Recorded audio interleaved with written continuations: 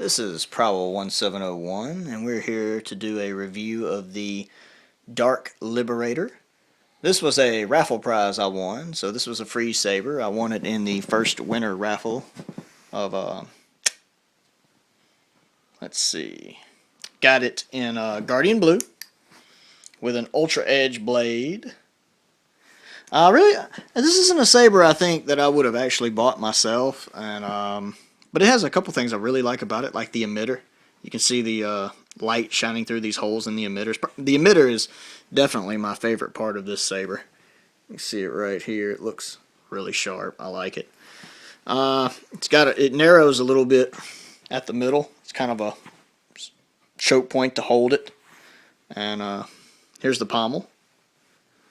My main issue is these little silver parts here. For some reason, the way I was originally holding the saber, these would kind of dig into my hands. It was a little uncomfortable. I had to shift my way of holding the saber. And I have a way I can hold it now where it's not really a problem. But the fact that I had to change how I hold it was a little frustrating. Again, I can't argue with free. Just by comparison, some people might wonder the difference between our Guardian Blue, which this saber is. It's just one of their basic colors, and Arctic Blue. Here's my Eon V2, another saber I like. It's an Arctic Blue. So just to give you an idea of the difference between Guardian Blue and Arctic Blue right here. Guardian Blue is much darker. Arctic Blue much lighter. Between the two, I probably prefer Guardian Blue, but I like Arctic Blue a lot.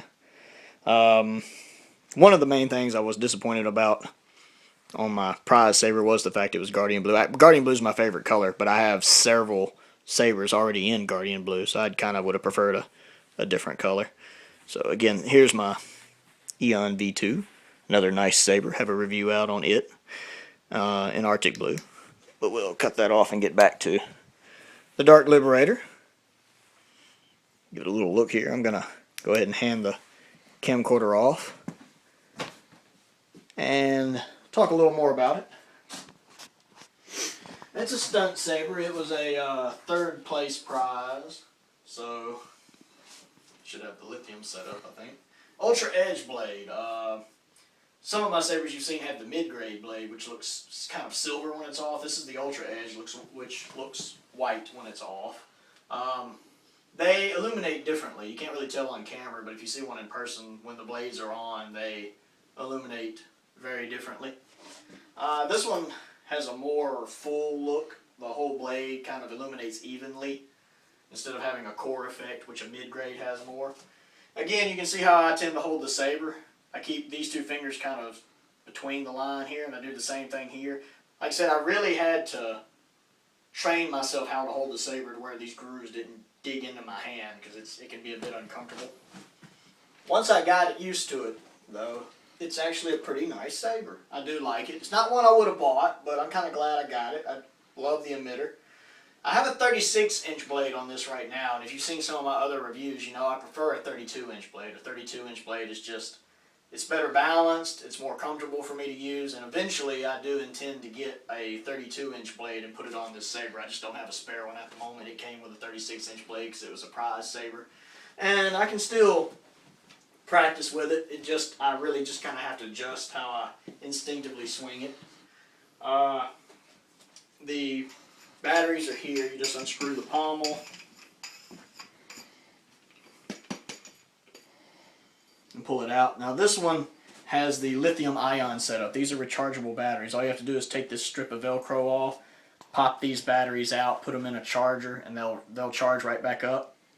If you're ordering your first Ultra Saber and you're getting the lithium setup, which if you get a sound saber, you have to get the lithium setup. Make sure you order a charger. You will need it. And then simply, once they're charged, put them back on there. Put the Velcro strip back on there. The Velcro strip's there just to kind of keep it from rattling around and making noise while you're swinging the saber. Slide it back in. Take your pommel. Also, all of the sabers with the pommels, they're swappable. You can put different pommels on here. So if you're not too keen on this pommel, you can get a different pommel. Slide it on here, kind of create your own saber creation. It's the same thing with the emitter. The emitter can come off. I'm not actually going to take it off, but at least I believe on this one the emitter can come off. I could be wrong. I've never actually tried to take the emitter off.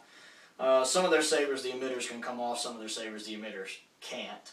I'm actually certain on this one. Give you a look at it. Guardian Blue is probably my favorite blade color.